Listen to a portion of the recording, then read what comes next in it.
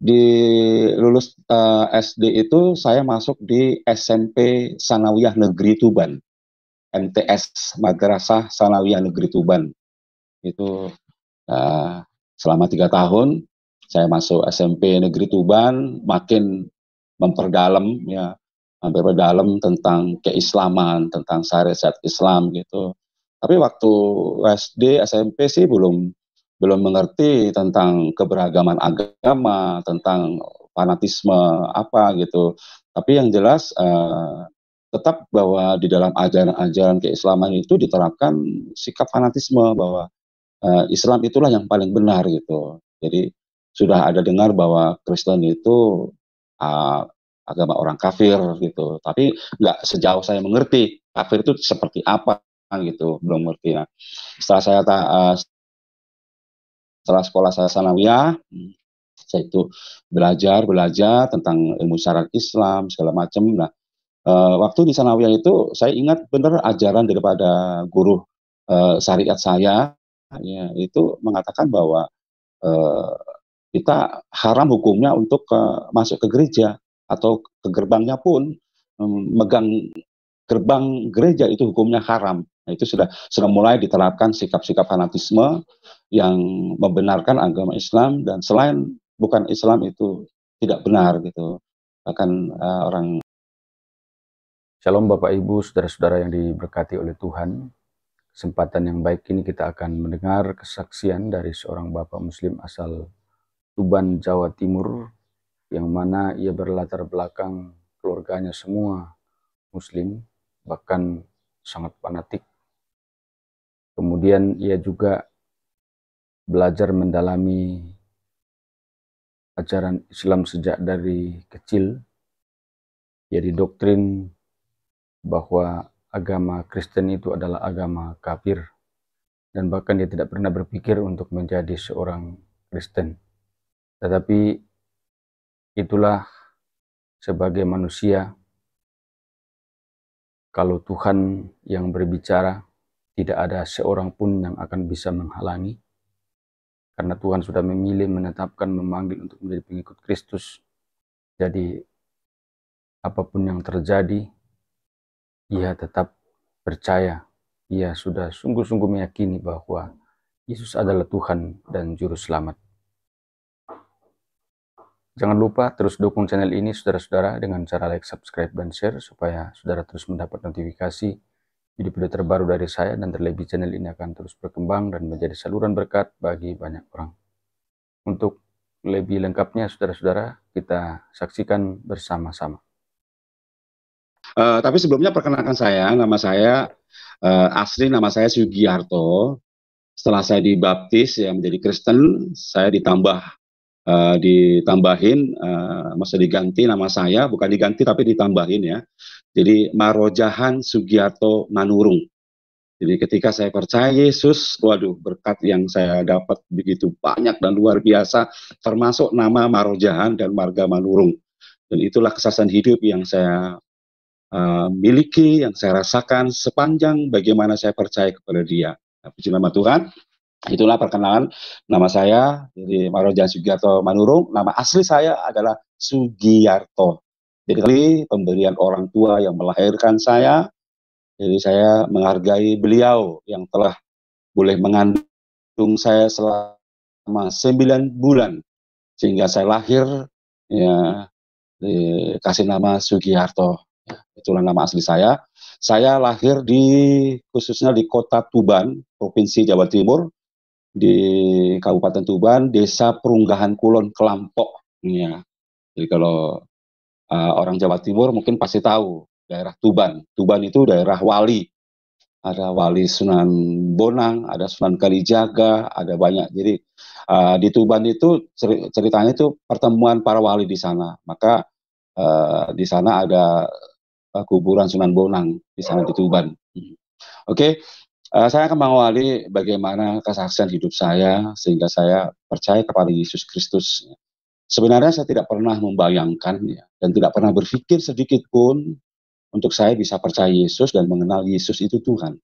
Karena saya dilahirkan di keluarga yang artinya keluarga besar Muslim yang fanatik, ya, apalagi di kota Tuban. Ya. Di kota Tuban itu, ya tadi saya ceritakan dari awal, yaitu kota kota Sunan. Gitu.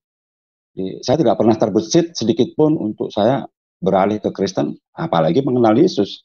Karena saya tidak tahu nama Yesus itu siapa, nggak begitu kenal, nggak begitu tahu. Jadi ya tidak ada sedikit pun untuk bisa bisa percaya Yesus. Tetapi berjalannya waktu, ya 6 tahun saya sekolah di SD Perunggan Kulon, ya, semasa kecil ya biasa sebagai seorang Muslim, keluarga Muslim yang taat, ya kita kecil-kecil sudah belajar mengaji, ya alif bata sa jim ha ho dal dal ro ya sin swin sot dot to do do ain goin fak ko lam alif ambia, ya itulah yang kita belajar dari kecil, hafalan tulisan Arab gitu, ya jadi ada baca-bacaan, ya, alif fatkah a gitu kan, alif jerebi, alif beset u, jadi a i u gitu, itu dipelajari waktu kecil, belajar ngaji, ya ya dengan harap memang ketakwaan kita, keimanan kita kepada Islam itu kuat gitu, mengimani ajaran Islam gitu. Dan setelah saya lulus kelas 6 SD Perunggan Kulon, waktu itu ya 6 tahun untuk melanjut ke jenjang ke tingkat SMP, gitu. Tingkat SMP, singkat cerita ya SMP kita pengen masuk negeri lah pastinya ya.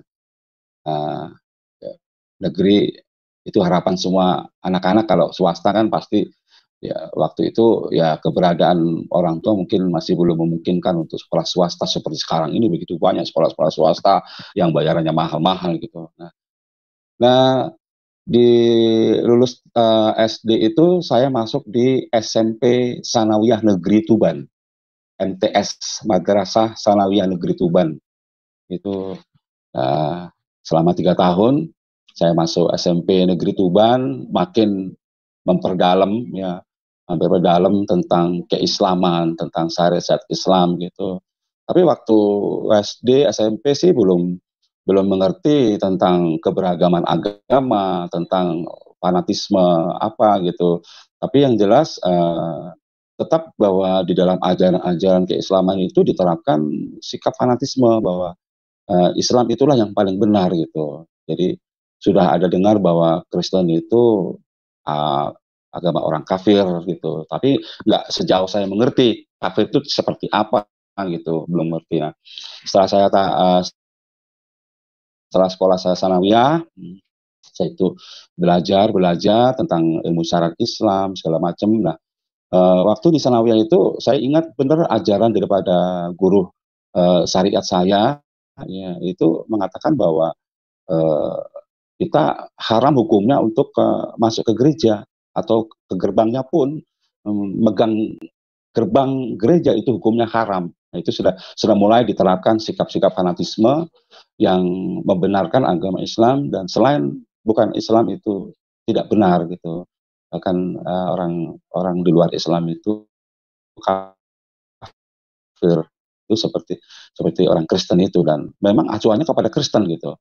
Bukan ke agama lain, hanya Kristen saja yang dinilai bahwa mereka itu kafir. Nah, selama 3 tahun itu saya mengenyam bangku Madrasah Sanawiyah Negeri Tuban. Saya berkiprah di SMP itu. Saya ikut lomba baca puisi tentang Al-Quran, ya, menerjemahkan Al-Quran itu dibacakan puisi. Kebetulan saya dapat juara 1 waktu itu. Itu terjemahan dari surat Al-Qari'ah, Mal-Qari'ah, hari kiamat. Apakah hari kiamat itu? Saya dapat juara 1, saya masih ingat saya dapat piagam sama satu buku, satu Alkitab, yaitu Al-Quran. Saya dapat ada seperti itu. Ya, tentu saya bangga gitu. Sebagai seorang pelajar, seorang Muslim yang punya predikat, ya, yang punya istilahnya ya punya prestasi gitu. Dan tidak sekedar itu, saya lomba ngarang-ngarang puisi dapat juara gitu. Oke, setelah singkat cerita, setelah lulus dari SMP untuk melanjutkan ke jenjang tingkat SMA, nah saya lebih condong ke melanjutkan, yaitu sekolah saya di Sanawiyah, dari kelanjutan daripada Tsanawiyah harus ke madrasah aliyah ke tingkat lebih tinggi lagi, lebih dalam lagi untuk bisa bisa memahami tentang keislaman yang benar-benar utuh, sempurna, semakin kuat gitu kan. Saya akhirnya mendaftarkan ke tingkat lebih tinggi lagi, yaitu Madrasah Aliyah Negeri Tuban. Ya. Kebetulan memang kepala sekolah itu masih keluarga saya, keluarga bapaknya, masih ada, kalau orang Jawa bilang bateh, masih bateh IDW. Ya, gitu. Nah, kemudian saya sekolah di sana, masuk di Madrasah Aliyah Negeri Tuban. Nah, itu. Jadi setelah saya masuk di Madrasah Aliyah Negeri Tuban, udah semakin dalam, semakin tahu tentang keislaman, semakin kuat, semakin kokoh, semakin ya bahwa Islam yang paling benar. Maka ada satu kalimat Al-Quran dikatakan bahwa inad dina indallahil Islam. Sesungguhnya agama yang paling benar di sisi Allah adalah agama Islam. Itu inad dina indallahil Islam. Ya. Dan itu semakin membuat saya semakin fanatik. Jadi semakin tinggi saya mengenyam tentang keislaman ini di SMA, semakin kuat iman saya, semakin kokoh ya, dan semakin fanatik. Nah, disitulah mulai ada sikap-sikap fanatik yang ada dalam pikiran saya. Sudah mengerti bahwa kita sepertinya berteman sama orang Kristen itu ada suatu kejijian, kebencian gitu kan. Kristen, karena kita berpikirnya bahwa orang Kristen itu kafir itu loh. Mereka mempertuhankan manusia loh. Manusia kok disembah gitu kan. Manusia kok dijadikan Tuhan gitu kan. Sementara kita kan nggak seperti itu. Kita percaya kepada Allah yang Maha Esa. Allah itu satu gitu. Qulhuwallahu ahad, Allahu somad, lam yalid walam yulad walam yakul lahu kufuwan ahad. Nah, di tingkat bangku Madrasah Negeri Tuban, ya saya ya semakin lebih banyak, semakin tahu tentang pendalaman tentang Al-Quran, semakin tahu syariah gitu kan, dan semakin istilahnya punya ilmu lebih tinggi lagi. Dan kebetulan memang waktu saat itu setiap puasa ya, puasa Ramadan gitu kan, itu biasanya kalau habis tarawih itu kan ada tadarusnya. Itu selalu saya yang nggak pulang duluan, saya tinggal di musola, di situ saya tadarus ya, baca-baca Al-Quran gitu. Dan itu setiap saya lakukan setiap malam gitu, karena memang basic saya adalah ya basic yang memang mungkin ya basic di mana saya sekolah Islam, jadi saya mungkin harus lebih paham gitu. Malu masa sekolah Islam nggak bisa baca Al-Quran kan gitu kan. Dan disitulah saya belajar sedemikian rupa sehingga ketika ada momen-momen hari Lebaran ya, hari puasa Ramadan, saya selalu stay. Saya habis sholat tarawih saya nggak pulang, selalu tadarus gitu. Nah, ada satu cerita yang lucu di dalam pertemanan atau teman main-main gitu, tetangga. Kebetulan ada salah satu tetangga yang memang dia beragama Kristen Katolik gitu, Kristen Katolik, 2 orang gitu, masih teman-teman sebaya, masih di bawah saya gitu kan. Kebetulan mungkin dia ikut saudaranya, ikut ke gereja gitu. Tapi sebenarnya keluarganya pun Islam sebenarnya, keluarga bapak mamanya pun saya kenal Islam gitu. Cuman mungkin ada salah satu kakaknya ya, jadi Kristen, dia ikut-ikut mungkin. Nah, suatu ketika dia bertanya kepada saya, katanya tentang Tritunggal gitu. Allah Bapa, Allah Anak, Allah Kudus gitu. Ya, saya cuma hanya bisa bacakan tadi surat Al-Ikhlas. Qul huwallahu ahad, Allahu somad, lam yalid walam yulad walam yakul lahu kufuwan ahad. Artinya bahwa Allah itu satu, Allah itu esa, dia tidak beranak dan tidak diperanakkan. Gitu. Sementara dia tanya tentang Allah Roh Kudus, Allah Bapa, Allah Anak, Anak Roh Kudus. Nah, kalau di Islam itu ya itu tadi, Qul huwallahu ahad, Allahu somad, lam yalid. Jadi Allah itu satu, tidak beranak dan tidak diperanakkan gitu kan. Ya, saya tidak ngomong banyak-banyak gitu, saya tidak bilang, oh kamu harus masuk Islam gini, enggak, tapi ya, saya bisa bacakan surat Al-Ikhlas itu. Nah, udah berapa lama, kurang berapa waktu gitu, dia ikut juga sholat gitu. Ya. Tapi waktu itu bukan artinya bukan satu kebanggaan gitu, enggak ya. Artinya ya apa yang saya bisa katakan, ya itulah yang saya katakan buat dia gitu. Nah, oke, singkat cerita, akhirnya di tahun 88 ya, saya sekolah di Madrasah Aliyah, tamatan tahun ya 88 ya. Tamat SD tahun 82 ya, 82 ya. 82 SMP baru ke Madrasah Aliyah Negeri Tuban. Oke. Dan di situ saya semakin giat, semakin banyak menimba ilmu di sekolah saya, dan saya akhirnya tamat di tahun 88 itu. Dan setelah tamat, ya sebenarnya sih saya pengen melanjutkan sekolah lagi, kuliah ke IAIN. Memang ada kerinduan untuk lanjut ke IAIN, lebih dalam lagi. Cuman ya saya tahu ngerti keadaan orang tua waktu itu, zaman dulu ya jarang mungkin orang bisa kuliah, jadi mungkin orang yang mampu banget gitu, nah, mungkin baru mereka kuliah gitu. Nah kebetulan saya dilahirkan dari keluarga, bapak saya seorang pejuang 45 ya, pensiunan veteran ya, jadi mengharapkan anak-anaknya supaya ini jadi tentara ya. Jadi keluarga saya 9, saya yang nomor 6, saya lahir kembar, kembar laki-laki dan perempuan, itu kalau orang Jawa itu namanya dampit, laki-laki perempuan. Jadi 9 bersaudara itu semua tentara. Jadi kalau abang saya kandung yang cowok itu 2 tentara, adik saya kandung yang cowok 2 tentara. Nah saya laki-laki, kemudian kakak saya 2 ya, ya kakak saya 2 cewek, suaminya juga tentara. Gitu. Nah kembaran saya dia sipil, sama seperti saya, ya saya seorang sipil, seorang ya pekerja biasa, nggak ikatan dinasnya. Tapi keinginan besar untuk saya masuk tentara itu sangat besar, karena memang panggilan orang tua dan abang-abang saya pun tentara semua, bahkan kakak-kakak saya pun suaminya pun atau ipar saya tentara. Nah, selama tahun 88 di madrasah itu saya daftar cabang angkatan laut di Surabaya. Saya daftar angkatan laut di Surabaya. Eh, Tahun berapa waktu itu ya saya gagal di psikotes ya. Kebetulan memang ada abang ipar saya di situ angkatan laut di Surabaya. Waktu itu saya daftar sendiri, nggak ngomong-ngomong, nggak bilang-bilang sama ipar saya. Kayaknya saya ingin coba sendiri. Setelah saya nyoba, ternyata hasilnya saya tidak masuk. Setelah tidak masuk, saya baru ngomong sama mas saya, mas, aku orang Melebu, apa? Aku ingin daftar angkatan laut mas.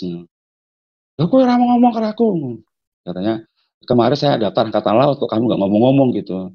Ya mas aku harap nyoba dewe ya, mungkin aku mlebu. Awakmu kowe orang ngomong-ngomong. Ya wes nek ngono sesuk aku daftar mana aku sing mlebokno. Itu kata abang ipar saya. Ya, singkat cerita kebetulan memang ada abang saya juga, kakak saya di Ambon. Ambon, kakak ipar saya kawin sama tentara, dinasnya di Ambon. Tapi abang saya juga yang di atas saya tentara di Ambon juga. Nah, ya udah, nah, jadi orang tua keluarga rembuk, wis ngene wae nek ngono. Giarto kirim mengenai Ambon wae ben daftar tentara kono. Udah maksudnya Giarto dikirim ke Ambon aja, daftar tentara di Ambon gitu. Ya udah, singkat cerita sepakat saya hijrah ke Ambon ya. Kita tahun 91 ya, 91 saya berangkat ke Ambon.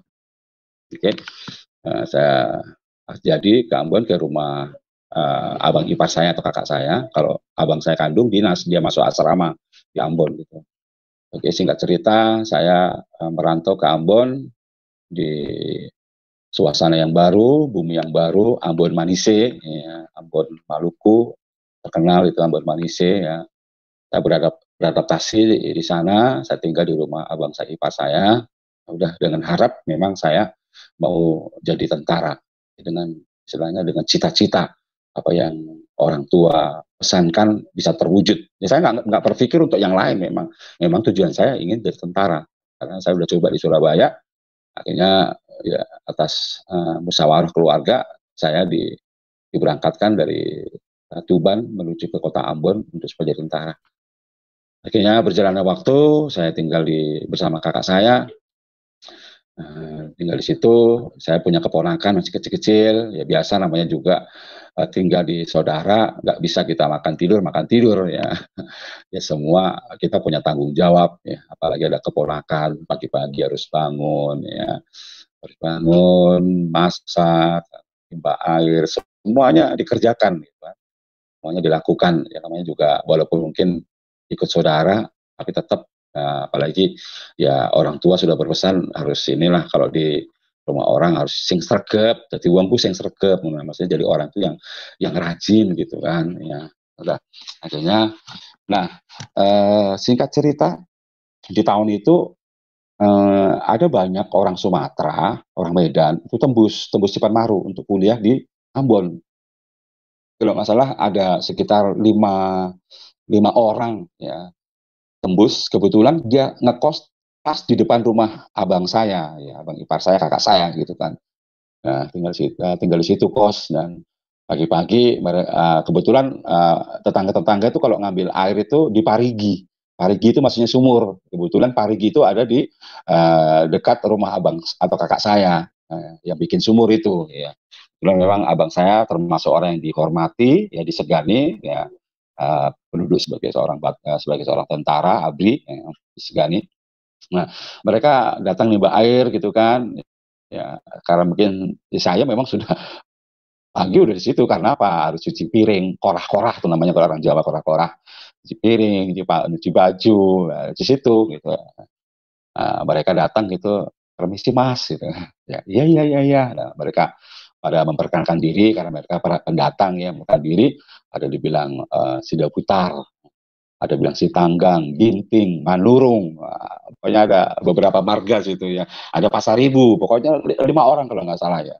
Ya 5 orang. Ya mereka kebetulan orang Batak semua. Ya udah, akhirnya kami berteman baik dengan mereka. Ya, ya gitu. Kadang-kadang apa malam gitu ngobrol dengan mereka gitu. Udah kenal kan, untuk mengakrabkan gitu kan. Nah, singkat cerita di dalam perkenalan itu ya pasti berbicara tentang prinsip-prinsip hidup lah gitu kan. Saya mendengar prinsip hidup orang Batak itu uh, jadi anak itu harus kuliah, pokoknya harus jadi sarjana gitu. Jadi kalau bapaknya jadi tukang bengkel atau apa petani, anaknya harus insinyur pertanian gitu. Jadi memperjuangkan anaknya supaya bisa kuliah, memperjuangkan anaknya supaya anaknya berhasil. Apapun dilakukan oleh orang tua, walaupun istilahnya kalau bahasa Bataknya dibilang mangula, ya, itu dilakukan. Itu saya agak agak sedikit apa ya tergugah gitu, tergugah hati saya. Ih, bagus juga ya semboyan hidupnya ya, bisa memperjuangkan anaknya supaya anaknya bisa kuliah gitu kan. Nah, singkat cerita, lambat laun jadi uh, mulai berubah. Ya, cita-cita saya mulai berubah.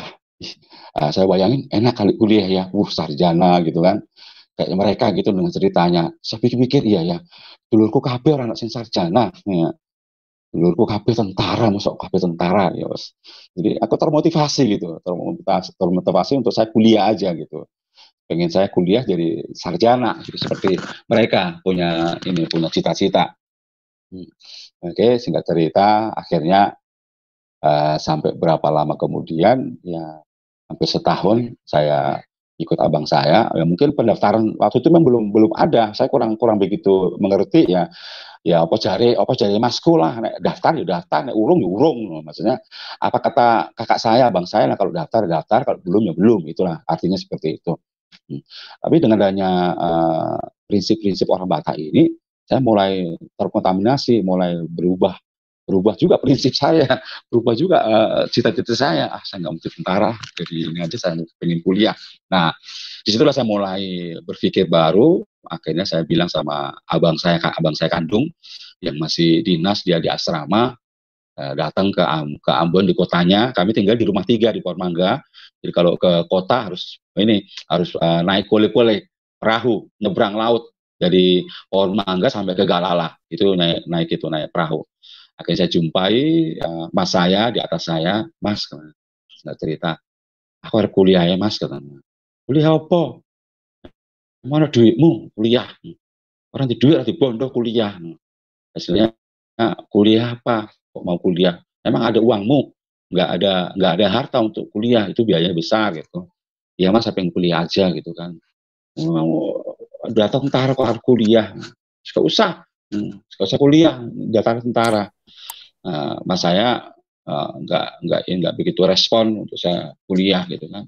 Akhirnya setelah saya datangin rumah saya nggak ada respon seperti itu, saya balik pulang ke rumah abang ipar saya, kakak saya juga bilang sama abang ipar atau kakak saya, Mas, Mbak, aku ada kuliah lain. Kuliah apa? Kuliah, minta bondo. Kuliah apa? Kok kuliah nanti menghabiskan harta benda? Ya, bondo apa orang gak ada duit, lagi duit kuliah.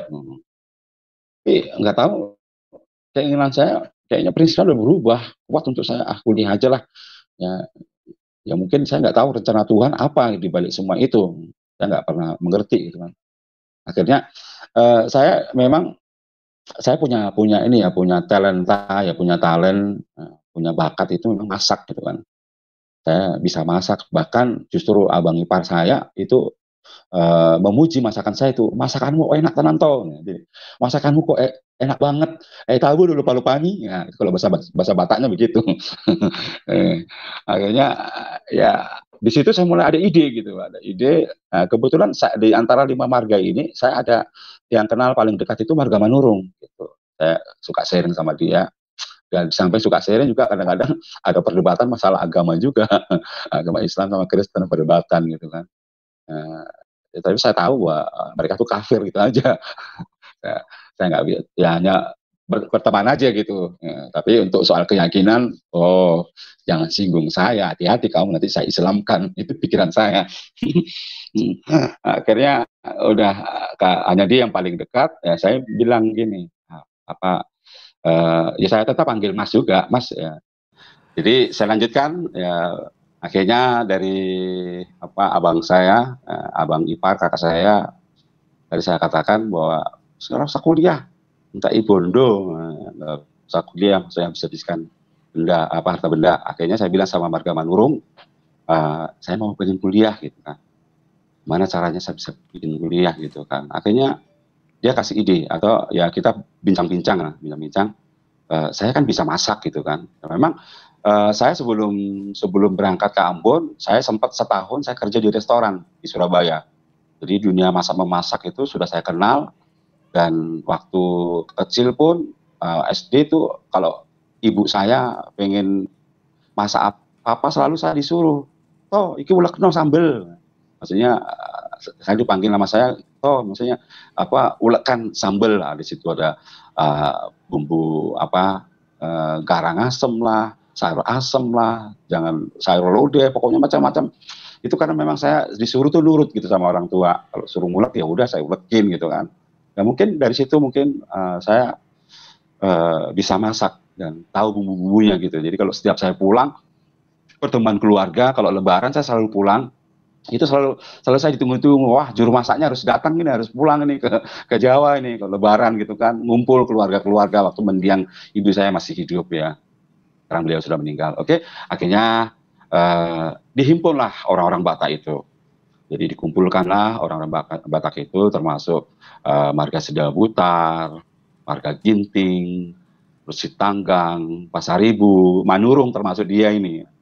Akhirnya mereka diskusikan gimana kalau kita nyewa satu rumah saja. Nah, satu rumah, nanti Mas Giarto ini nanti yang masak gitu, daripada kita catering sama orang juga sama aja, nanti belum lagi masalah waktu diantar segala macam. Kalau ini kan enggak, kalau di rumah kan sudah disiapin, jadi makan pagi, makan siang, dan makan malam, 3 kali makan.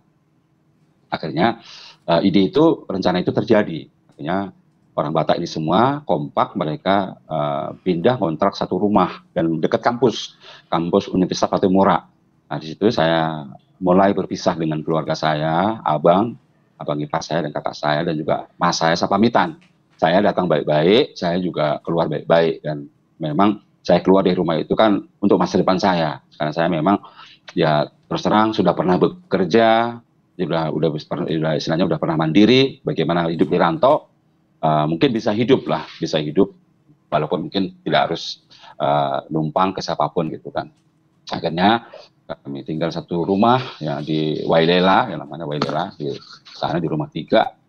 Akhirnya disitulah kami bersama dengan 5 orang itu saya mulai aktif dalam pekerjaan saya, pagi masak, belanja, siang untuk siang, makan siang, untuk malam makan malam gitu. Berlanjut beberapa lama gitu, dan mereka bayarnya bulanan gitu. Dan karena memang saya tidak ada modal, jadi mereka bayar duluan gitu. Saya ambil dulu uangnya, kalau nggak salah dulu sebulannya waktu itu kalau nggak salah berapa ya, 30.000 atau berapa gitu waktu zaman dulu.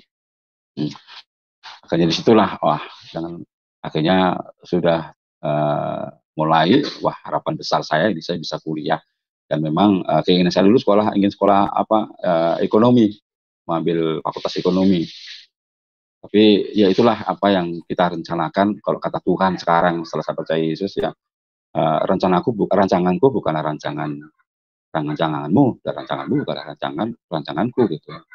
Jadi semua Tuhan yang ngatur gitu. Akhirnya nggak berapa lama pecahlah ini apa, teman-teman ini mereka pada pisah masing-masing ya, dengan alasan ya banyak faktor lah. Akhirnya pergi satu-satu. Wah, pergi satu-satu. Tinggallah yang mungkin aku lebih dekat dengan Marga Manurung, lebih apa sebenarnya, lebih kompak gitu kan. Mereka kasihan juga lihat saya gitu, kalau sudah mereka mencap, terus gimana nih Mas Giarto ini kan. Tapi karena kami sudah dekat ya, sudah kenal baik gitu kan, jadi transparan gitu. Gimana ini Mas ya, udah gini aja lah, nanti kita ngekos aja, nanti saya kasih modal aja Mas Giartonya, nanti Mas Giarto apa gitu kan. Dan memang betul dari sekian sekian orang Batak ini mungkin ya, yang saya katakan bahwa hanya Marga Manurung ini yang memang punya punya jiwa sosialnya tinggi gitu, punya apa, rasa rasa kasihnya tinggi gitu, menolong gitu kan. Dan benar setelah waktu itu dia terima terima kiriman uang sekolahnya, uang kuliahnya. Nah, uang kuliahnya saya masih ingat waktu itu 300.000 langsung diberikan saya semua. Ini Mas, uang kuliah saya, Mas pakai dulu untuk jualan. Saya bilang alhamdulillah, Rabbil alamin waktu itu ya. Saya bilang, tapi nggak terpikir, nggak terpikir soal agama waktu itu, enggak, hanya berpikir soal bagaimana saya bisa nanti kuliah. Ini nggak lagi punya keinginan untuk daftar tentara. Gitu. Akhirnya disitulah saya mulai jualan di pasar saya, di pasar Pohon Mangga, ya, pasar Pohon Mangga, dekat Pohon Mangga, pasar Rumah 3. Jadi Pohon Mangga sama Rumah 3 itu berdekatan. Ya, jadi akhirnya kami ikut apa istilahnya, ngambil tempat sama mereka orang-orang pasar, mulai saya jualan sayur, ya ada sayur bayam, ya demi cita-cita merantau ke negeri orang ya, ya memang harus rajin gitu. Dan memang mungkin darah dagang itu mengalir dari saya, karena memang dulu ibu saya, mama saya itu seorang pedagang gitu, jualan ya, demi anak-anaknya. Bayanginlah anak 9 ya, 9 orang itu, ibu saya dan bapak saya giat bekerja. Akhirnya kami 9 orang semuanya hidup semua. Akhirnya ya udah saya jualan setiap hari segala macam. Nah, akhirnya setelah jualan itu berkembang, pengen punya toko gitu. Jadi setelah jualan sayur mayur, pengen punya toko, bikin toko kelontong, ada beras, gula gitu kan. Nah, kemudian makin berkembang. Nah, kita bikin kios di situ. Kebetulan ada langganan toko besar yang mensupport, dan tentunya ada modal. Dan modal itu kebetulan begini ceritanya. Jadi waktu mau pengen jualan sembako itu, bikin buku itu, pasti kekurangan modal. Nah, ada rencana Ito Ito saya, maksudnya Ito saudara saya Marga Manurung itu di Mangolin dipanggil. Memang sementara kerja di sana, dipanggil, dia mau ke ini, mau ke Ambon untuk kuliah di Ambon juga gitu, pengen kuliah. Nanti masalah biaya nanti kita sudah punya punya usaha di Ambon. Dan kebetulan waktu itu datanglah saudaranya Marga Manurung ini, Itonya ini, kebetulan ada modal juga dibawa. Disitulah kami pakai juga untuk memperluas ini toko. yang kami sedang itu rintis bangun. Akhirnya di situlah kami jualan. Kemudian toko makin berkembang, makin maju, sehingga akhirnya jadi saya lupa itu untuk kuliah, lupa jualan, ya udah pegang duit, udah ini, ya akhirnya udah. Nah, singkat cerita, akhirnya kami rencana untuk kontrak satu rumah gitu, karena sudah datang itoknya kan, ya nggak mungkin apa ngekos gitu bareng. Akhirnya kami kontrak satu rumah di Pohon Mangga waktu itu, ya kebetulan kami kontrak rumah dekat, nggak berapa jauh, kira-kira 100 meter dari rumah abang saya. Kakak saya udah maksudnya udah pergi dari situ, udah keluar dari rumah itu, tapi ya mereka sudah nggak begitu ini, karena memang saya sudah mandiri, udah tahu bahwa saya punya jualan sama-sama. Itu kakak saya juga jual di Palu, nggak begitu apa, itu mempermasalahkan gitu kan. Istilahnya saya sudah punya jalan hidup sendiri gitu, saya punya dagang, punya usaha gitu. Ya, akhirnya kami di situlah kontrak satu rumah, kami tinggal di situ sampai akhirnya kami kembangkan lagi, kami jualan bakso banyak, pokoknya kerjaan apa kami kerjakan, lakukan, ya, jual bakso pun. Dan memang saya sungguh-sungguh melihat di dalam diri Manurung ini memang ada satu apa ya, kalau kita orang Kristen bilang ada kasih di dalam dirinya gitu, kasihnya begitu luar biasa gitu. Tapi bukan karena itu saya tertarik pada Kristen, enggak juga, bukan. Justru malah tiap hari berantem melulu soal agama, ya, tentang ini belama dulu. Ingat itu waktu waktu apa dia ngomong, Yusuf Roni aja dia masuk Kristen. Bodoh, begitu dengar Yusuf Roni masuk Kristen, saya marah, muka saya merah, saya bilang, apa saya marah-marah, wah apa itu Yusuf Roni, murtad segala macam itu, dia sengaja itu mau menjelek-jelekkan agama Islam, itu sengaja itu mau ini, saya marah besar waktu itu. Kayaknya nggak terima kalau Yusuf Ron itu jadi Kristen, nggak tahu kebenaran istilahnya, pokoknya bla bla bla bla bla gitu kan, ya, murtad itu segala macam, ya. Singkat cerita tetap kami berdebat, kamu pokoknya nanti kamu nanti saya Islamkan ya, tapi dia tenang aja. Nah, singkat cerita di tahun 93 itu, tahun 93, kalau nggak salah mungkin di bulan-bulan berapa itu saya mimpi, itu mimpi cerita bahwa kami ini masih keluarga darah biru, kalau orang Jawa bilang, kata cerita bapak ya, masih keluarga darah biru, keluarga ningrat. Jadi bapak ini punya warisan pusaka, pusaka nenek moyang. Jadi hanya anak tertua yang bisa memegang pusaka ini, masih kuat gitu memegang pusaka ini gitu kan. Ya, dan saya masih ingat waktu kecil itu pusaka itu kalau kalau nggak dimandiin gitu, ditaruh di lemari gitu, kaca gitu, gludak gludak gludak, ribut gitu. Biasa kalau kejawen itu orang Jawa kalau Jumat Kliwon atau Jumat begitu dikasih mandi gitu, kasih dibersihin pakai pace, pakai kembang-kembang gitu kan. Nah, keramat gitu kan. Nah, waktu itu mungkin nggak dikasih mandi, jadi mungkin marah. Ingat waktu tidur itu apa suara gitu, zaman-zaman dulu masih masih takut hantu, masih percaya hantu-hantu. Dan akhirnya, nah ternyata dalam cerita mimpi itu, nah pusaka itu uh, rupanya ada di satu gedung. Di Desa Karang itu nggak jauh dari rumah juga gitu. Kalau Desa Karang tuh angker, dulu ada satu rumah itu angker banget itu.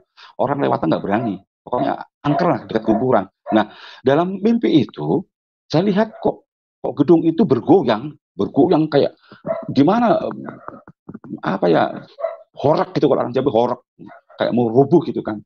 Saya penasaran. Saya masuk ke dalam gedung itu. Rupanya disitulah ada keris. Nah, keris itu rupanya itulah keris bapak saya. Dan saya merasa itu keris bapak saya ambil keris itu. Keris atau gaman gitu kan. Kalau bahasa Jawanya itu gaman. Saya ambil, saya keluar dari gedung itu. Nah, setelah saya keluar dari gedung itu, tiba-tiba banyak ratusan orang-orang di gedung itu keluar juga. Rupanya mereka juga menginginkan keris itu. Nah, aku bilang, aja, ini kan keris bapakku, keris peninggalan bapakku, ya aku sing duwe hak. Ya maksudnya jangan, ini kan keris bapakku, peninggalan bapakku, ya aku yang harus pegang gitu. Akhirnya untuk menghindari rebutan mereka, saya lari kencang-kencangnya. Lari kencangnya dikejar. Tapi saya tetap lari langsung. Akhirnya begitu jauh di tempat sepi, sudah serasa nggak ada yang ngejar saya lagi. Saya hunuslah keris itu di warangkanya itu. Saya hunus keris itu. Cering! Dia bersinar kebiru-biruan, menyinari semua tubuh saya, wajah saya. Nah, keris itu. Akhirnya saya sarungkan keris itu. Kemudian saya bangun. Saya nggak tahu itu mimpi apa, nggak ya, anggap aja mimpi gitu aja. Tapi yang jelas bahwa mimpi itu itulah keris bapak yang hilang, pusaka gaman. Nah, gaman. Akhirnya nggak berapa lama saya mimpi kembali. Mimpi di dalam satu mimpi itu saya berada di satu gubuk kecil, gubuk kecil. Tapi anehnya kenapa di dalam itu saya lihat di luar kok terang banget, terang kebiru-biruan. Saya penasaran. Keluar dari gubuk itu, saya lihat ada cahaya dari langit biru menyinari seluruh alam jagat raya. Semuanya biru menyinari. Nah, termasuk saya di saat itu sinar biru itu. Akhirnya masuk ke dalam, Nah, di dalam ada satu kotak kecil. Kotak kecil, nggak tahu kenapa saya buka kotak kecil itu. Saya buka kotak kecil itu, saya tarik. Ya, kalau bahasa Jawa kotak kecil itu botean. Botean itu biasa tempat bumbu masak gitu. Itu seingat saya. Nah, tapi di situ ada satu mutiara, mutiara kecil. Saya ambil mutiara itu.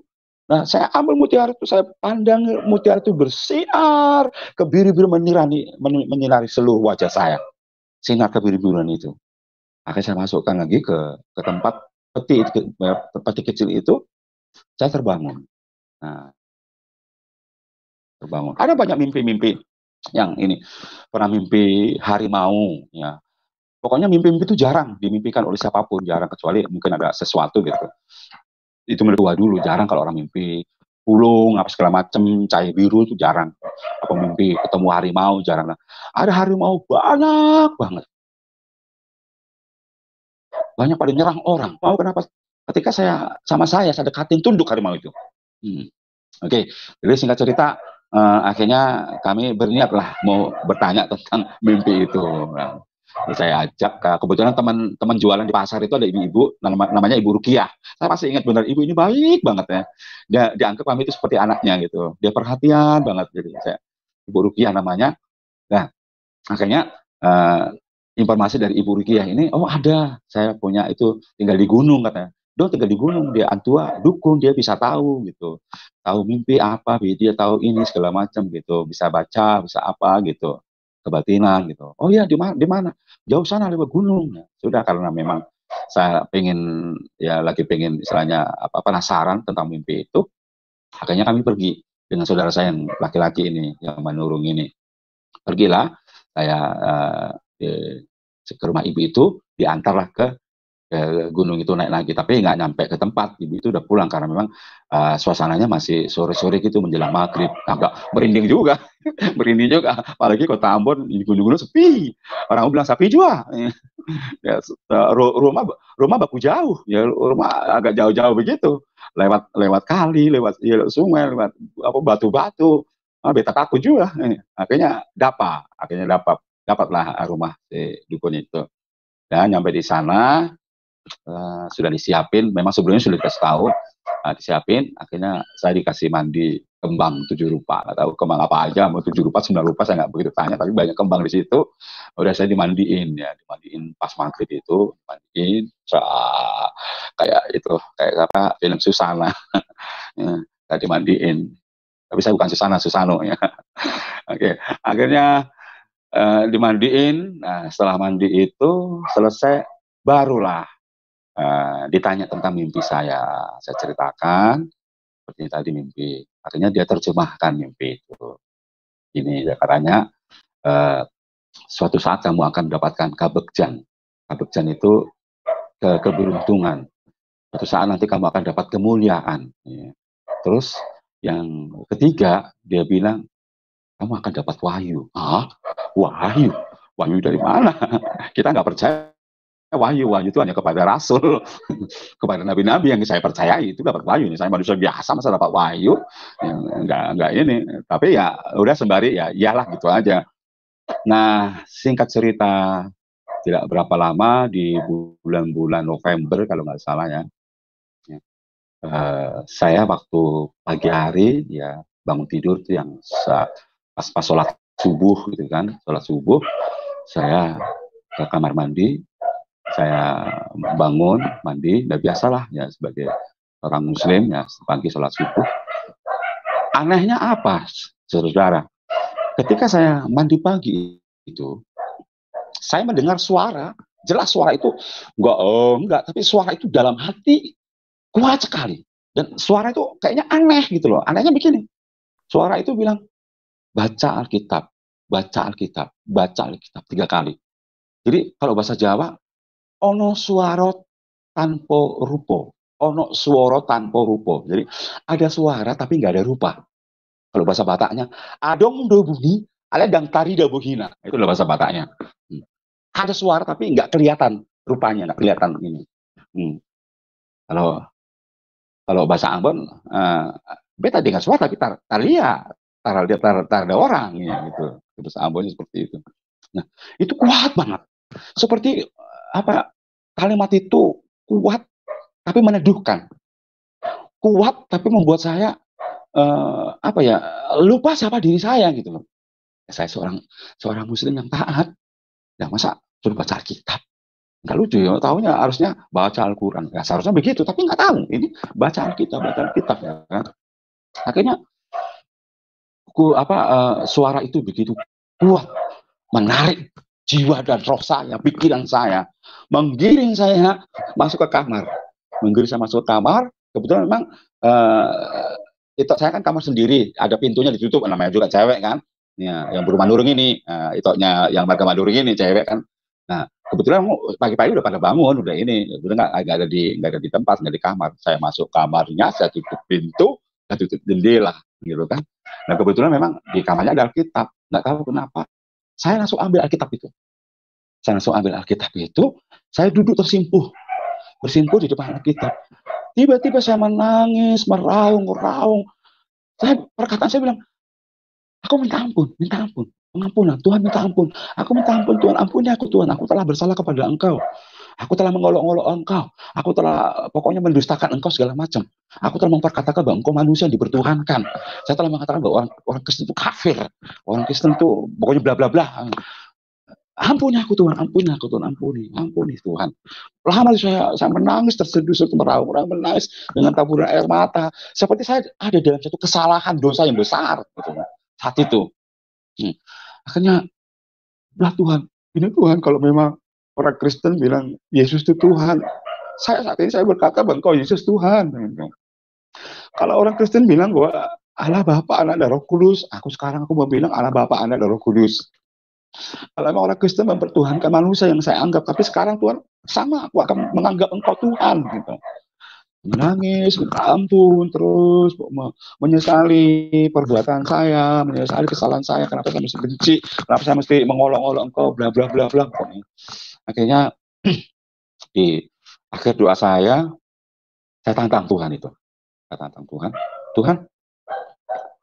kalau memang Kau benar-benar Tuhan, tunjukkan firman-Mu Tuhan, yang menyatakan bahwa Engkau Tuhan, baru saya percaya. Itu permintaan saya. Nyatakan kalau Engkau Tuhan, berbicara Engkau sama saya, sama aku saat ini Tuhan. Firman, betul. Namanya juga yang masih awam ya, masih baru percaya Yesus, masih baru tahu Alkitab. Ya, dengan tangis air mata, dengan mata tertutup, tiba-tiba saya buka Alkitab dengan mata tertutup, saya nggak tahu Alkitab itu isinya apa, saya nggak tahu, ya belum pernah baca. Ada kejadian, belum ada Mazmur, ada apa Injil apa semuanya, ada surat Rasul Paulus, ada Filipi semuanya, ada Filemon, ada Titus, semuanya lah. Kitab Injil aja ada 4 ya. Injil Yohanes, Markus, Matius, Lukas. Saya nggak tahu itu isi-isinya. Surat Paulus juga banyak banget, ada Ibrani, ada Petrus, ada Tesalonika, ada Timotius, ada Korintus, 1 Korintus, 2 Korintus, yang polos, nggak lugu. Lalu saya buka Alkitab. Dan pas saya buka Alkitab itu saya mendapatkan, pas saya buka di Mazmur 5, doa pagi hari. saya merasa sepertinya Tuhan menjawab doa saya. Sepertinya ini benar, Pak, Engkau Tuhan. Saya berdoa pagi hari, saya pun mendapatkan firman-Nya Mazmur 5 doa pagi hari. Makanya saya baca kitab Mazmur itu, aku merasa bahwa Tuhan itu benar. Yesus itu memang benar Tuhan, Tuhan itu ada. Yang selama ini aku tidak percaya, aku hidup dalam kewanatikan, hidup dalam kesalahan besar bahwa tidak ada agama lain yang benar gitu. Tapi ternyata sekarang aku mengerti, aku tahu bahwa kekristenan itulah yang benar, walaupun mungkin dulu saya bilang bahwa Kristen itu kafir apa segala macam, sampai jijik kita berteman orang Kristen.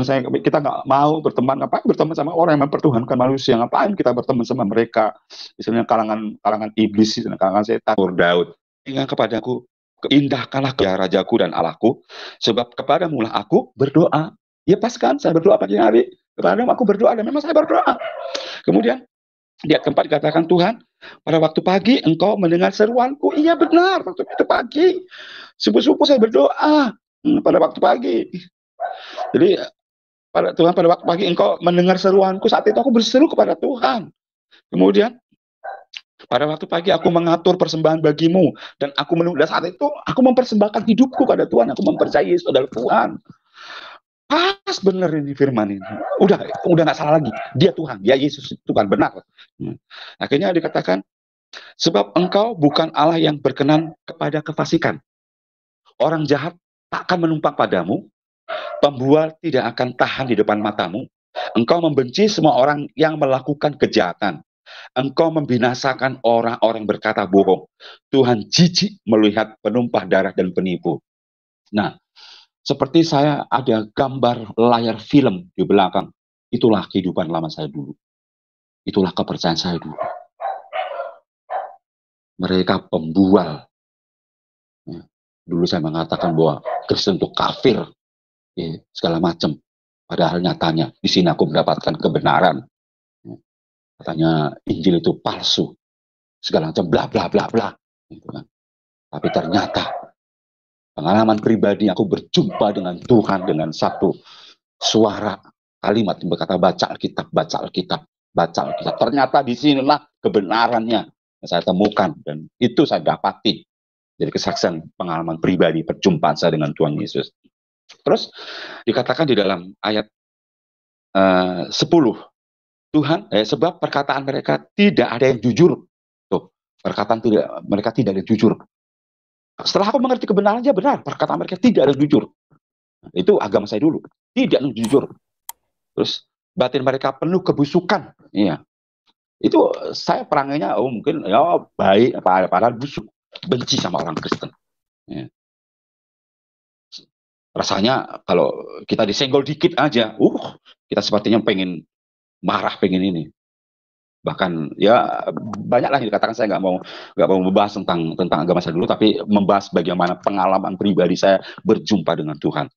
Akhirnya dikatakan bahwa batin mereka penuh kebusukan, kerongkongan mereka seperti kubur ternganga, lidah mereka merayu-rayu. Biarlah mereka menanggung kesalahan mereka, ya Allah. Biarlah mereka jatuh karena rancangannya sendiri. Buanglah mereka karena banyaknya pelanggaran mereka, sebab mereka memberontak terhadap Engkau. Bayangkan, pas disinilah saya mendapatkan jawaban kebenaran yang hakiki, yang sejati di dalam kekristenan, di dalam iman kepada Yesus Kristus. Ini masih baru loh, masih baru saya temukan. Tapi di situ saya sudah mendapatkan pemahaman bahwa Oma Latoho, kalau bahasa Batak, Oma Latoho, berkat kasih setiamu yang besar, aku akan masuk ke dalam rumahmu, sujud menyembah ke arah baitmu yang kudus dengan takut akan Engkau. Tuh, ayat 8. Mengukuhkan hidup saya selama ini. Tetapi aku berkat kasih setia Tuhan Yesus, aku masuk ke dalam rumahnya Tuhan, sujud, dan aku menyembah, aku percaya. Kalau orang Kristen bilang Yesus Tuhan, sekarang saya katakan Yesus adalah Tuhan. Kalau orang Kristen mengatakan bahwa Allah Bapa, Anak, Roh Kudus, sekarang saya berkata Allah Bapa, Anak, dan Roh Kudus. Itu yang dalam doa saya tadi dikukuhkan dalam firman ini. Sujud menyembah ke arah bait-Mu yang kudus dengan takut akan Engkau. Sepertinya tidak ada lagi kebimbangan, nggak ada keraguan sedikit pun untuk saya tidak percaya atau mungkin saya terombang-ambingkan iman saya sekarang. No, ini yang saya dapat pengalaman pribadi berjumpa saya dengan Tuhan. Akhirnya singkat cerita nggak lama setelah saya aminkan, kerinduan saya menggebu-gebu pengen ke gereja. Bahkan kalau waktu nggak nyampe 4 harian lah. Udah waktunya hari Minggu, nggak nyampe seminggu, 4 hari. Pas hari Minggu mereka biasa memang ke gereja, tapi ke gereja mereka aku enggak lah karena aku masih Muslim, masih Islam. Tapi saat itu ketika mereka mau pergi ke gereja, aku mau ke gereja. Yang benar, kamu kan Islam, masa mau ke gereja? Enggak, saya mau ke gereja. Dan ada yang cerita lucu, saya nggak punya celana. Kalau ke gereja itu kan nggak mungkin pakai sarung, pakai peci. Dan saya yang punya cuma sarung sama peci. Itu celana pendek pun, celana panjang pun dulu celana lulusan SMA. Ya masih mungkin udah berubah, udah nggak kepake. Udah nggak ada celana pokoknya. Yang ada celana pendek. Akhirnya kebetulan tetangga adalah orang Suparua, marga Supakua namanya, marga Supakua. Ya. Ada celana kebetulan pas. Itulah pertama kali saya pakai untuk gereja. Tapi bayangin nggak, ini justru di luar aura. Ya. Ketika saya berjalan mau ke gereja, itu damai, sejahtera, sukacita, luar biasa. Saya ada ketenangan, kesejukan yang aduh nggak bisa saya rasakan waktu nggak terkatakan. Enak, nyaman, gimana luar biasanya. Saya ke gereja, walaupun mungkin saya nggak tahu nyanyian apa nggak tahu, tapi kerinduan. Tapi disitulah saya menikmati mereka pujian itu. Saya merasakan dan nama Yesus itu yang membuat ini, karena memang saya sudah diubahkan pikiranku, dibuahkan hatiku, semua seluruh tubuh jiwa aku diubahkan untuk Yesus adalah Tuhan. Maka ketika saya gereja, itu gereja dalam milik Kristus, maka saya disitulah saya mendapatkan ketenangan, kedamaian yang tidak bisa diukur dengan apapun. Nah, pulang gereja. Jadi ketika saya ke gereja, setiap mata melihat, setiap telinga mendengar, loh itu kan adiknya itu kok bisa ke gereja. Mungkin dia pikir ini kan kebetulan itoknya yang Manurung ini kan berubata. Mungkin dipikir karena pacaran sama dia gitu loh. Atau mungkin dipikir mereka saya udah nikah dengan dia. Ya memang karena kami nggak terlalu ikut bersosialisasi dengan tetangga-tetangga, kami mungkin nggak tahu itu cewek itu. Padahal enggak. Itu bagaimana itu itoknya marga Manurung itu ya udah sanggap seperti itu saya juga. Dan bahkan marga Manurung itu udah sanggap adik saya dan saya dianggap abangnya gitu. Dan kami sudah akrab, cuman dalam soal keyakinan tetap gitu. Nah, disitulah keluarga mulai tahu, oh itu adiknya itu sudah masuk Kristen. Nah, mulai kedengaran ke telinga keluarga saya, terutama abang ipar saya, kakak saya. Dan udah singkat cerita, setelah mungkin berita yang tersebar, datanglah keponakan saya. Hari itu, Bapak panggil, ada perlu apa gitu. Ya udah ini nanti janjinya nanti. Akhirnya panggilan pertama saya nggak datang. Akhirnya kedua datang lagi. Keponakan saya lagi. Kali itu katanya.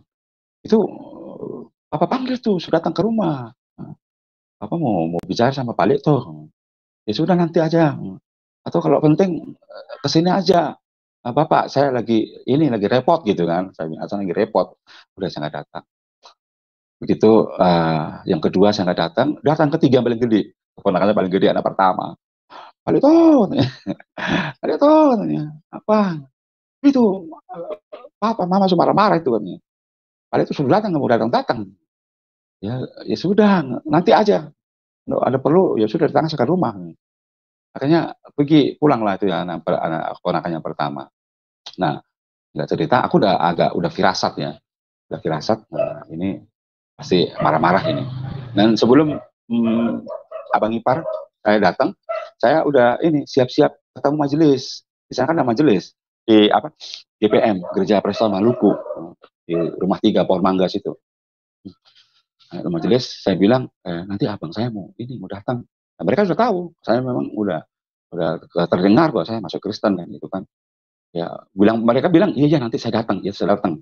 Tapi ya mereka juga ketakutan, mereka nggak mau berurusan dengan hal seperti ini. Nah, mereka nggak ini pas waktu abang saya datang ke rumah, kebetulan saya lagi di belakang. Saya ingat waktu lagi masak atau lagi apa, pokoknya di dapur gitu kan. Kebetulan saya langsung diseret itu dari dapur diseret, di dipegang tangan saya, baju saya sampai ke depan, ke ruang tamu. Begitu saya udah ke depan, bisa didorong ke ruang tamu, saya jatuh, saya duduk terduduk di kursi itu, saya ditendang, ini marah-marah, marah ubah, kamu mempermalukan martabat orang tua, kamu mencoreng nama keluarga besar kita, masuk Kristen, murtad, katanya sekolah seperti itu, sekolah apa, sekolah Islam, tapi kenyataannya kamu murtad. Udah kebetulan waktu saya masuk Kristen tuh saya lihat salib kalung salib tuh kayaknya saya merasa teduh gitu loh, enak gitu kan, jadi saya pakai lah. Biasa kalau orang orang Ambon kan banyak itu yang pakai pakai kalung salib itu, orang Ambon kayaknya apa kekristenannya itulah. Nah, kayaknya saya pakai lah itu kalung salib, ada warna biru, cakep pokoknya salib itu. Nah, ketika dilihatnya saya pakai kalung salib, langsung dirampas kalung itu, di halo, ya dirampas kalung itu, dilempar, putus semua, dibuang. Kamu harus mempertanggungjawabkan ini. Saya lihat kalung itu udah berantakan, udah tak putus, ya. Tak putus, ding liontin, ding apa talitan semua tak putus, dilempar. Kamu harus mempertanggungjawabkan ini. Nah, saudara, makin memuncak marah abang ipar saya. Betul, dia lengkap pakai pakaian dinas, dia bawa pistol waktu itu. Ini saya lihat mata kepala saya sendiri, karena sudah dikuasai emosi yang begitu tinggi, memuncak. Dia mau cabut pistol itu, saya lihat tangannya gemetar mau cabut pistol itu. Jadi saya nggak tahu, uh, saya tahu bahwa itu mujizat Tuhan berkarya buat diri saya, bahwa abang saya itu nggak jadi cabut pistol itu. Aku ya sedikit sedikit banyak aku udah mendengar bahwa di dalam Kristus bagiku mati adalah keuntungan gitu. Ya, ya, disitulah akhirnya nggak tahu, tiba-tiba tangannya seperti kram, kecapean, nggak sempat lagi dia pistol, dia lemas waktu itu, dia berhenti, lalu dia bilang, diancam saya, pokoknya kamu harus mati di tangan saya. Kalau kamu mati di tangan saya, tembak kamu, saya di penjara, saya masih ada pensiun. Anak-anak saya masih bisa untuk makan pensiun. Tapi yang penting kamu mati di tangan saya. Pokoknya kamu harus tetap saya rongrong. Kamu harus mempertanggungjawabkan. Akhirnya pulang ke rumah, saya ya tidak tahu, saya seperti biasa-biasa aja, nggak takut, nggak apa, ya. Seperti ada roh Tuhan dalam diri saya, roh Tuhan, saya tetap biasa-biasa aja. Akhirnya pulang, udah. Setelah pulang, nah, udah.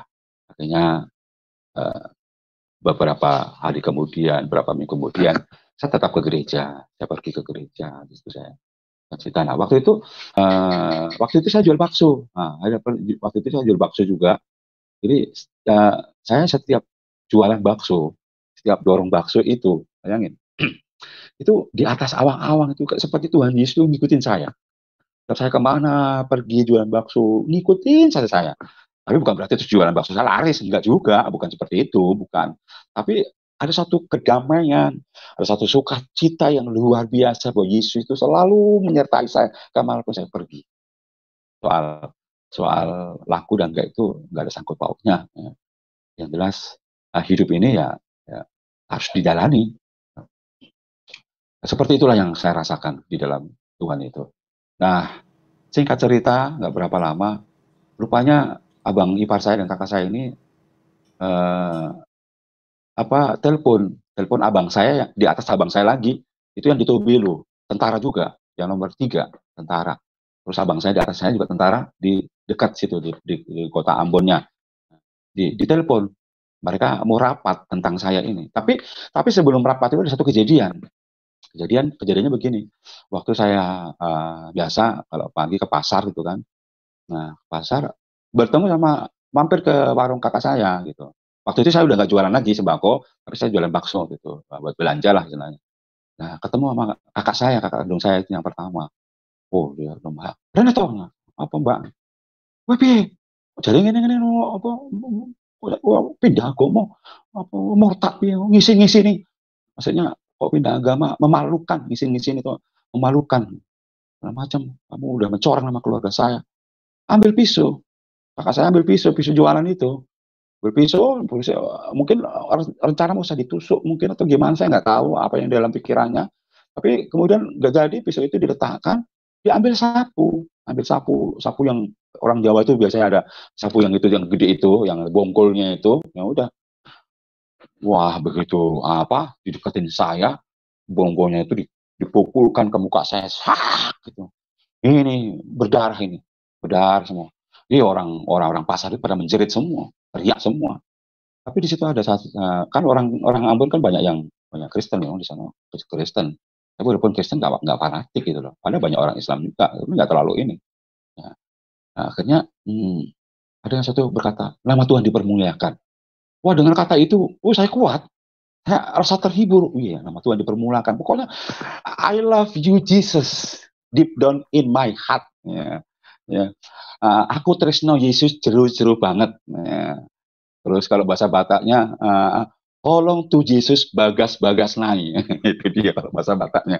Jadi cinta saya begitu kuat di dalam Tuhan. Pokoknya mendengar nama Yesus itu, rasa sukacita nggak bisa dibeli dengan apapun, dengan tangisan apapun, dan kesakitan apapun nggak bisa. Nah itulah yang saya rasakan. Akhirnya pulang lah, ya, pulang di rumah. Bukan menyesal, saya nggak menyesal. Tapi saya tetap namanya juga memang sudah panggilan perjumpaan pribadi. Bukan kan siapa-siapa.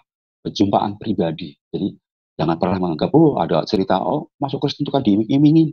Dikasih ini, dikasih ono. Tidak. Saya, saksi mata, mulut saya sendiri. Bertemu langsung dengan Tuhan Yesus. Bukan karena harta. Bukan karena kekayaan. Bukan karena iming-iming. Bukan karena apa-apa. No. Dan toho, menurut saya. Alani, dan toho. Tapi ini memang perjumpaan pribadi. Saya bertemu dengan Tuhan Yesus. Tidak direkayasa. Nah, tiba saatnya mereka berkumpul keluarga.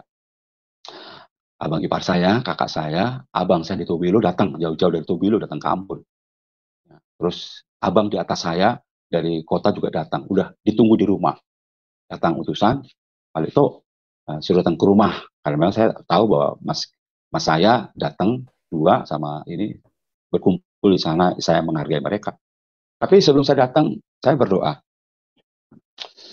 Tuhan Yesus, aku datang memenuhi panggilan mereka. Aku datang hanya membawa kasih-Mu Tuhan. Itu saya katakan. Aku datang hanya membawa kasih-Mu. Jadi saya datang. Saya doa dulu. Dan saya datang, udah benar rupanya. Udah ditunggu. Udah di sidang pleno saya. Saya pas masuk pintu depan, udah disiapin kursi, saya duduk. Tapi di situ saya lihat sudah ada Al-Quran sama air di atas gelas. Nah, situ saya nggak tahu membuat apa itu kan. Udah begitu saya datang, udah mulai pembicaraan saya dimaki-maki habis. Saya nggak percaya kalau kamu itu terima wahyu. Nah, apaan tuh wahyu apaan? Kue sopo terima wahyu. Nggak benar kalau memang ini. Paling kamu dipelet sama orang Batak itu. Jadi pelet sama orang Batak. Ya, kamu udah kena guna-guna sama orang Batak itu kan. Gitu. Ya udah, saya jujur saya bukan sombong dalam hati saya. Ya udah terserah. Ya udah gini, kalau kamu benar-benar kamu dapat wahyu, kalau kamu bohong kamu mati saat seketika saat ini. Kalau tidak ya nggak tahu. Ya, jelas kamu bohong itu. Akan saya mau disumpah di air segelas di atas Al-Quran. Di dalam hati saya bilang mereka terserah mau dipakai ayat apa, saya lebih tahu dari mereka kalau memang saya yang punya basic background sekolah itu ya madrasah. Setelah nggak berapa lama saya mau minum, ya udah disodorin lah itu segelas air putih dari Al-Quran. Saya mau minum, tangan saya ditempel sama abang saya di Tobelo yang lebih besar lagi, adiknya abah yang ipar saya, kakak saya.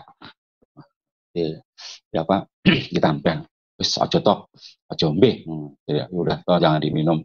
Terus beliau abang saya beliau bilang sama mereka, kita nggak usah lah sumpah-sumpah begini, ini kan juga Al-Quran, kita juga masa Al-Quran.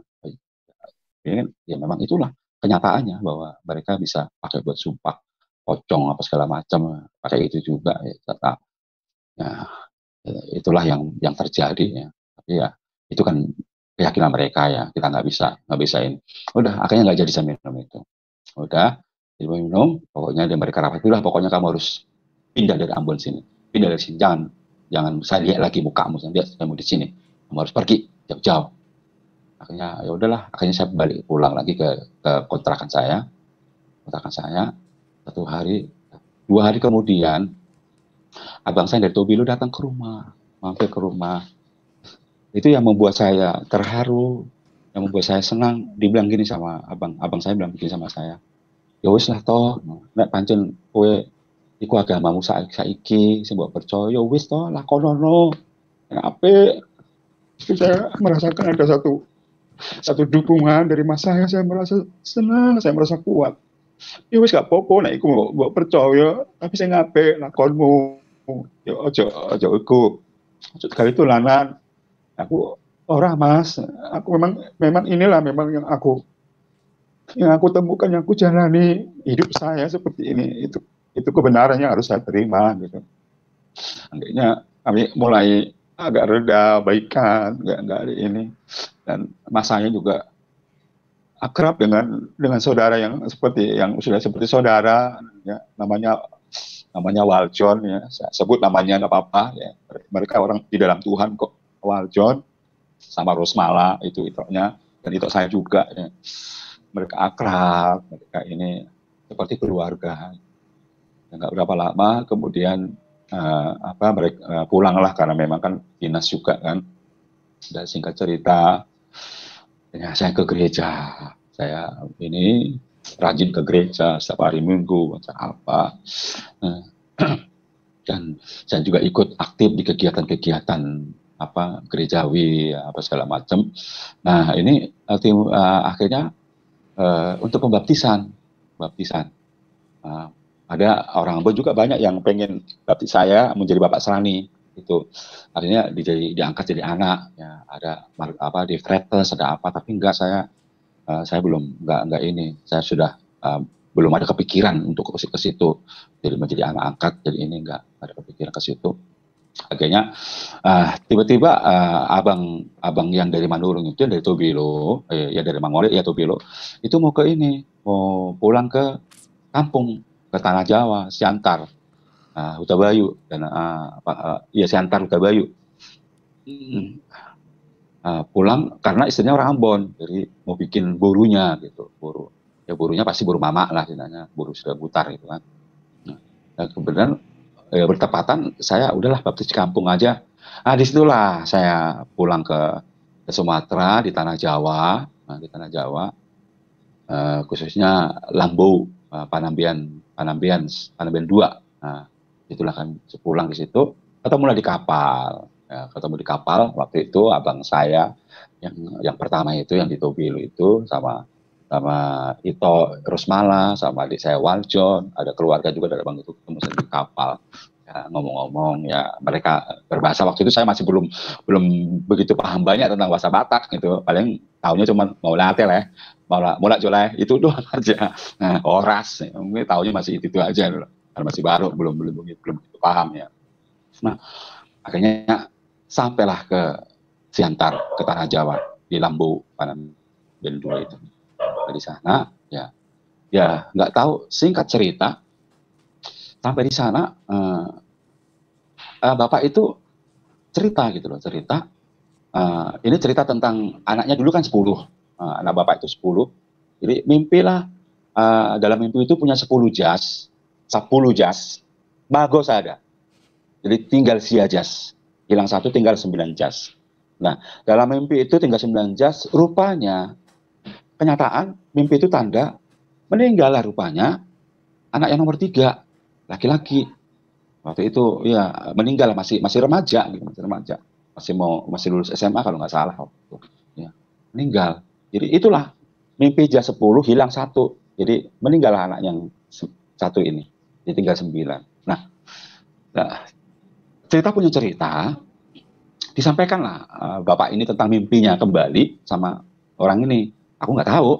Wah, tak toho loh. Namar ngipi mau. Madu kosong nih. Oma ulos nandenggan. Tiup mak. Jalo mak. Uloson mak pengganti jas nama goi. Jadi terimalah ulos ini sebagai pengganti jas yang hilang itu. Itulah mimpinya kira-kira sebelum aku datang. Setelah aku datang itu diceritakan mimpi itu. Lah toho, memang aku setelah sampai di sana nggak tahu kenapa. Aku bilang begini sama mereka. Nggak mati tuh si apa, maaf saya sebutin namanya, almarhum Walmijuan namanya. Nggak mati tuh anakmu yang nomor 3 itu. Hidup itu anakmu. Akulah anakmu yang nomor 3 itu. Kayak kok mak. Nak gabi tangis maribu riluk karena tutu iba. Mambi kisah ni. Atau orang mimikyu. Adong mangale ulas pagati jas nama gue.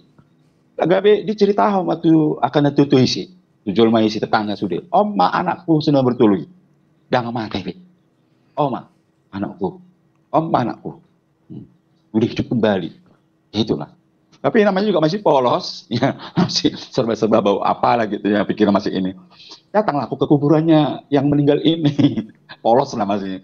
Ya aku berdoa di dalam kuburan. Aku bilang begini, ini cerita nih, cerita ya sejarah bukan serta pengalamanku gitu kan. Aku berdoa gini, aku minta maaf ya, aku bukan menggeser apa kedudukanmu sebagai nomor 3 gitu kan. Aku minta maaf gitu kan. Tapi aku datang untuk menggenapi, aku datang untuk inilah istilahnya mengisi kosongan. Aku minta izin, ya aku hadir sebagai anak bapak yang nomor 3. Ya baik kok mak, sampai saat itu sih ibadah roh aku. Itulah akhirnya setelah itu doa akhirnya ya udah tinggallah memang rencana mau pembaptisan gitu kan. Kebetulan mau menghadapi istri abang ini menjadi buruh sedaputar karena abang saya yang pertama ini kawin sama buruh Manado gitu. Jadi mau dibikin buruh Bataknya gitu. Mungkin sekalian lah gitu kan. Jadi ya tinggal aku mau dibaptis. Tapi sebelum dibaptis ya disiapin satu nama gitu. Aku mau kasih namamu. Hulai mah gua tuh hoda, ubay mah gua muda tuh, ubay mah gua muda, amang. Ya. Nah, oleh mak, ini namanya Marojahan. Gue tau udah artinya si Marojahan. Gak tahu aku mak. Pokoknya lu saya panggil mak aja udah kayak mama saya udah. Kalau bahasa Batak, gue tahu artinya mak. Ada artinya. Gitu. Jadi aku nggak tahu artinya apa artinya itu. Jadi artinya si Marojahan. Si Marojahan itu artinya kuat, kokoh, dan boy diwajakon, teguh dia. Seperti itulah namamu, seperti itulah imanmu.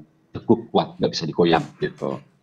Jadi karena memang saya hadir di keluarga mereka, keluarga Manurung, dan menggantikan anaknya nomor 3 itu, maka dibikinlah nama saya karena nama saya kan Sugiarto.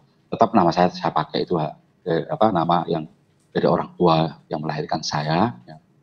Nah, akhirnya dibikinlah nama saya Marojahan Sugiarto Manurung gitu. Nah, akhirnya saya dibaptis di Siantar lah, di HKIP. Nah, di Siantar, gereja HKIP Siantar. Ada surat-surat baptisan, semua ada. Lengkap. Kalau mau bukti, ya, bukan rekayasa, semuanya ada. Bahkan ijazah saya juga ada, lengkap. Tidak rekayasa. Ini kesaksian yang benar. Jadi bukan diiming-iming, seperti apa kata kalian. Ya. Akhirnya, yang menjadi cerita yang dramatis adalah seperti ini. Waktu saya dibaptis, itu kayak seperti itu, seperti waktu Tuhan Yesus mau disalib itu, tiba-tiba mendung, hujan itu jam 2:30, jam 3 langit terbelah kayak gitu tuh. Seperti itu kejadiannya, itu nggak tahu, ya itulah yang saya rasakan saat itu gitu. Mendung, ada geluduk, kalau bahasa saya geluduk, halilintar. Gitu. Ada apa sih kalau lupa bahasa Bataknya tuh guntur ya. Logo halo angin ya, logo ya. Seperti itulah. Seperti itu saya rasakan. Disitulah saya baptis. Jadi nama saya tertulis Marojahan Sugiarto Manurung. Itu nama baptis saya. Nah, setelah pulang dibaptis itu acara ini memben guru Batak. Ini kakak saya yang pertama ini udah saya cerita sekarang ngomong kakak ya. Nah, kakak saya. Disitulah sekalian saya di hadapan dua. Dokon dua tulang sudi masih marojan anakku senomor tului. Nah, itulah dia bilang. Anakku, yang mati anakku. Anakku. Nama nguli marah. Ya koma. Jadi memang ada satu anugerah yang saya dapatkan begitu luar biasa kasih Tuhan yang dahsyatnya. Bagi Tuhan yang tidak bisa tergantikan dengan apapun. Nah, akhirnya menjadilah saya anak nomor 3. Jadi lengkaplah anak bapak yang di Siantar Tanah Jawa itu 10. Nah, jadi saya nomor 3. Nah, jadi akhirnya singkat cerita tahun 94 ya kisahnya kan 93 kan, masuk ke 94 saya pulang ke Tanah Jawa Siantar. Cuma 3 bulan saya di waktu itu di Siantar di Tanah Jawa 3 bulan. Itulah saya baru tahu namanya Batak gitu. Nah, ada di situ memang banyaklah pertanian, ada mardolat namanya marbabu, pokoknya istilah-istilah Batak itu saya belajar semua. Ada ya emeh ya emeh. Nah, emeh manjumur emeh, nama yang emeh. Ada di situ saya 3 bulan itu belajar bahasa Batak juga. Nah, akhirnya kan tahun 94 saya balik ke Ambon. Nah, disitulah tahun 94 95 lah. Ya saya memperdalam, saya kuliah teologi di Talake di Ambon, UKIM Universitas Kristen Indonesia Maluku. Di situ saya kuliah untuk memperdalam tentang kekristenan dan memang saya memang pengen jadi pendeta gitu. Ras. Demikian kesaksian Bapak ini sungguh sangat memberkati, menguatkan iman kita bahwa sekalipun ia tidak pernah berpikir untuk menjadi seorang Kristen, tapi karena Tuhan yang berbicara, maka tidak ada seorang pun yang bisa menghalangi, dan ia pun tidak akan bisa menolak. Luar biasa, semoga kesaksian Bapak ini boleh memberkati dan menguatkan iman kita. Sampai jumpa di video-video berikutnya dan Tuhan Yesus memberkati.